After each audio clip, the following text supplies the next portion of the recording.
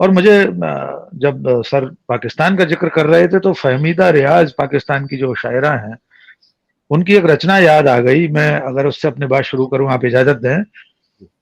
तुम बिल्कुल हम जैसे निकले, अब तक कहाँ छुपे थे भाई, वो मूर्खता वो घामड़पन जिसमें हमने सदी गंवाई, आखिर पहुंची द्वार तुम्हारे, अरे बधाई बहुत बधाई। ये उन्होंने ये परिदृश्य जो हरिजिंदर जी पाकिस्तान का हमारे सामने खींच रहे थे, लगभग हम उसी दिशा में बढ़ रहे हैं। धर्म के आधार पर किसी राष्ट्र राज्य की स्थापना विफल रही है, ये भी पाकिस्तान ने ही साबित किया बांग्लादेश के उदय के साथ। पूरी दुनिया ने जाना कि पाकिस्तान बना धर्म के आधार पर था, लेकिन उसका विभाजन उस आधार को बचाए रखने के लिए सही साबित नहीं हुआ। एक बात, हम भारतीय परिप्रेक्ष्य में जिस दक्षिण पंथ को उभरते हुए देख रहे हैं, निश्चित तौर पर उसकी तुलना यूरोप के वर्तमान जो आर्थिक दक्षिण पंथ है उससे नहीं कर सकते, क्योंकि हमारे यहाँ का दक्षिण पंथ पूरी तरह धर्म आधारित है। उसके पीछे एक विशेष विचार है, एक विशेष सपना है जो धार्मिक राष्ट्र राज्य के निर्माण की ओर बढ़ रहा है।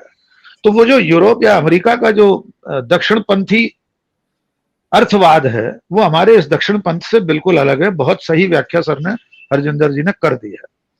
हम अगर अपने इस दौर को देखें तो थोड़ी सी तुलना हम कर सकते हैं 1930-31 में हिटलर के प्रादुर्भाव के बाद जिस तरह लोकतांत्रिक तरीके से वो जीता, और उसके बाद बहुत कम समय में उसने दोबारा चुनाव करवा दिए, और उसके बाद का पूरा उसका जो उत्थान है और पतन भी, चूंकि पतन की अभी हम उम्मीद नहीं कर सकते क्योंकि अभी हम चरम पर नहीं पहुंचे। आपने एक दो बार अपने शुरुआती इंट्रो में भी कहा और अभी भी आपने कहा कि ये जो दक्षिणपंथी जो विचार है वो चरम की ओर, तो मेरा मानना यह है कि अभी चरम की ओर है। लेकिन इतिहास गवाह है कोई भी दक्षिणपंथी या फांसीवादी विचार एक तो अपने चरम पर पहुंचे बिना अपनी गुफा में लौटकर नहीं जाता। हमारा सौभाग्य होगा कि अगर हमारे आपके जैसे लोग और तमाम सारी ताकतें जो इसके खिलाफ लड़ रही हैं और बोल रही हैं, वे अगर इसे चरम पर पहुंचने से पहले लौटाकर इसे अपनी गुफा में, अपनी कंदरा में ले जाकर और एक बड़ा सा पत्थर उसके मुहाने पर रखने में कामयाब हुए, तो ये हमारे भारत राष्ट्र राज्य की सफलता होगी। फिलहाल हमें इसलिए ऐसा नहीं दिखाई देता वोरा साहब, क्योंकि हमारे इस विचार के पीछे एक धार्मिक दृष्टिकोण शामिल है, और वही असली कोण है, वही असली बिंदु है। हम आप सर ने कहा कि इसको रोकने वाले, और आपने भी कहा कि इसको रोकने टोकने वाले लोग दिखाई नहीं देते, तो हमें बड़ा स्पष्ट कहना होगा हर फोरम पर कि इस विचार को रोकना तो बहुत दूर की बात है, इसे पुष्पित पल्लवित करने का काम वर्तमान जो सत्ता है वो कर रही है। जो विचार समूह है जिसकी सत्ता है इस वक्त, न केवल वो इसे खाद पानी दे रही है बल्कि संरक्षण दे रही है उसे पूरी तरीके से।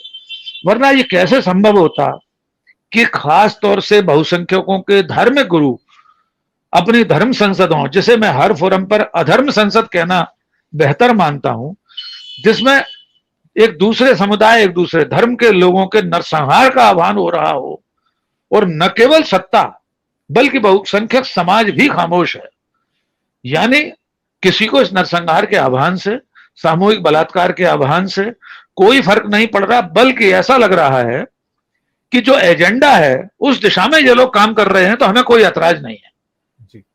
वरना जो अपील सरकार से 23 विपक्षी दलों ने चिट्ठी लिखकर की, उसके बाद 100 नौकरशाहों ने जो नीति नियंत्रण रहे हैं इस देश के, बड़े नीति निर्धारकों में शामिल रहे हैं, कैबिनेट सेक्रेटरी, विदेश सचिव इत्यादि इत्यादि, प्रधानमंत्री के प्रधान सलाहकार, 100 नौकरशाहों की चिट्ठी के बाद भी जो देश के अभिभावक हैं, वे हमारे मुखिया हैं, हम सबके मुखिया हैं, उनकी ओर से एक संदेश नहीं आया कि इस उभार को मैं उचित नहीं मानता, मैं देश का मुखिया हूं, मेरे लिए सब समान है।